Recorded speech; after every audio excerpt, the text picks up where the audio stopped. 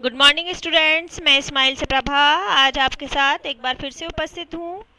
बच्चों, पिछले वीडियो में हमने पर्यावरण किसे कहते हैं और पर्यावरण के घटक कौन कौन से होते हैं ये समझा था।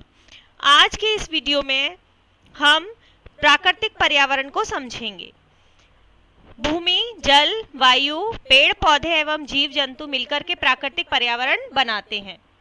यानी कि प्राकृतिक पर्यावरण के अंदर क्या क्या आता है? स्थल मंडल, जल मंडल, वायुमंडल और जैव मंडल।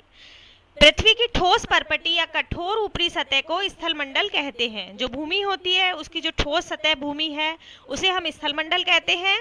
यह चट्टानों एवं खनिजों से बना होता है और मिट्टी की पतली परत से ढका होता है। आपको जमीन में जो सबसे ऊपर दिखाई देती है वो मिट्टी की परत ही तो होती है। तो ये क्या है? ये स्थल मंडल। यह इसके ऊपर और क्या क्या हो सकते हैं? पहाड़ होते हैं, पठार, मैदान, घाटी, ये सभी कुछ स्थल मंडल में होते हैं। यानी कि स्थल मंडल में विभिन्न विभिन्न प्रकार की विषम धरातल आकृतियां पाई जाती हैं। ये स्थलाकृतियां महाद्वीपों के अलावा महासागर की सतह पर भी पाई जाती हैं। अब देखिए, स्थल मंडल वह क्षेत्र है जो हमें वन, कृषि मतलब खेती यानी खेत एवं मानव बस्तियों के लिए भूमि प्रदान करता है और पशुओं को चरने के लिए घास स्थल भी प्रदान करता है। और तो और यहाँ पर खनिज संपदा भी हमें भूमि से ही प्राप्त होती है। ये जो चित्र आपको दिखाई दे रहा है इसमें पर्यावरण के प्राकृतिक घटक आपको दिखाई दे रहे हैं। इसके प्राकृतिक घटक में ये वायुमंडल है, ये जल मंडल है, ये स्थल मंडल है, ये इधर, और ये जैव मंडल। यानी कि जो भी जीव जंतु पाए जाते हैं वो सभी जैव मंडल के अंदर आते हैं। इसके बाद आप देखिए, यहाँ जल के क्षेत्र को जलमंडल कहते हैं। नदियां हो गई, झील हो गई, समुद्र, महासागर और विभिन्न विभिन्न प्रकार के जलाशय जलमंडल का निर्माण करते हैं। यह सभी प्राणियों के लिए आवश्यक है। पृथ्वी के चारों ओर फैली वायु की पतली परत को हम वायुमंडल कहते हैं। पृथ्वी का गुरुत्वाकर्षण बल अपने चारों ओर के वायुमंडल को थामे रखता है। गुरुत्वाकर्षण का मतलब होता है कि जो भूमि होती है, पृथ्वी होती है, वो हर वस्तु को अपनी तरफ खींचने की शक्ति रखती है। इसी को हम गुरुत्वाकर्षण शक्ति कहते हैं या गुरुत्वाकर्षण बल कहते हैं। और इसी गुरुत्वाकर्षण बल के कारण प्रत्येक वस्तु अपनी जगह पर स्थित है, नहीं तो सभी चीजें इधर उधर हो जाती। इसके अलावा जो वायुमंडल होता है यह सूर्य की झुलसाने वाली गर्मी एवं हानिकारक किरणों से हमारी रक्षा करता है।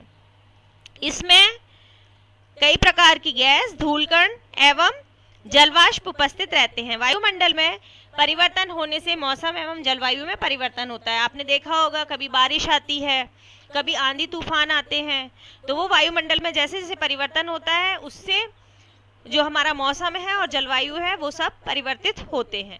पादप एवं जीव जंतु मिलकर जैव मंडल या सजीव संसार का निर्माण करते हैं।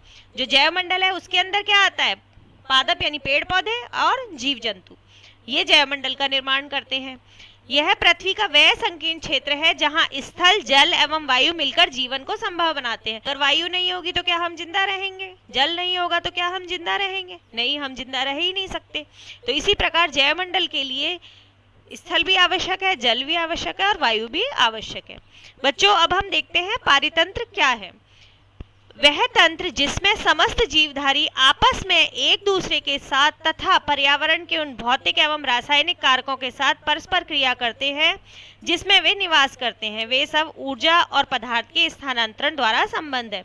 यानी कि ऐसा तंत्र जिसके अंदर जो प्राणी हैं, जो जीवधारी हैं, वो आपस में एक दूसरे के ऊपर निर्भर हों। जैसे कि कोई नदी है या तालाब है, उसके अंदर देखिए पानी के अंदर मछलियां रहती हैं, पानी के अंदर छोटे छोटे पेड़ पौधे भी होते हैं, बड़ी मछलियां भी रहती हैं, पानी में और भी जीव हो सकते हैं, बतख हो सकती है। तो यानी कि बतख क्या होगी? छोटी मछलियों को खाएगी। छोटी मछलियां क्या होंगी? जो पानी में छोटे मोटे जो बहुत छोटे छोटे वनस्पतियां उगती हैं, काई, इनको खाती हैं। तो ये सब क्या है? ये एक दूसरे पर निर्भर रहते हैं और इसी निर्भरता को हम क्या बोलते हैं? पारितंत्र। इससे पारितंत्र का निर्माण होता है। यानी कि एक दूसरे के साथ ये ऊर्जा और पदार्थ के स्थानांतरण के रूप में संबंधित होते हैं। जैसे यहाँ देखिए आप, रवि की कक्षा के एक एनसीसी कैंप में जैसी ने आश्चर्य से पूछा, कितनी मूसलाधार बारिश हो रही है?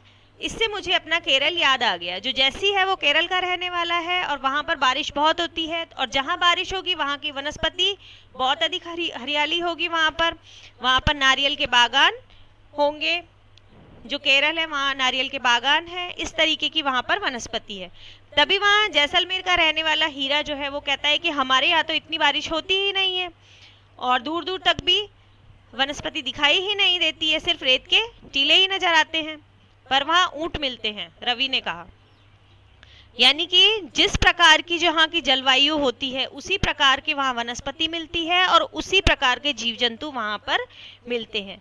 जैसे केरल में बारिश बहुत अधिक होती है तो वहाँ के जीव जो होंगे वो भी इसी प्रकार होंगे कि जिनको पानी में रहने की आदत हो, जो बहुत अधिक पानी में सरवाइव कर सकें, और इसी प्रकार की वहाँ वनस्पति होगी जो बहुत अधिक पानी में उग सके। जैसे चावल की खेती होती है, बहुत अधिक पानी चाहिए, इसी प्रकार जो नारियल है उनके लिए तो इस प्रकार। और जबकि रेगिस्तान में बहुत कम पानी है तो यहाँ पर वनस्पति कैसी है, कांटेदार है, कैक्टस आदि उगते हैं क्योंकि इनको बहुत कम पानी की आवश्यकता होती है।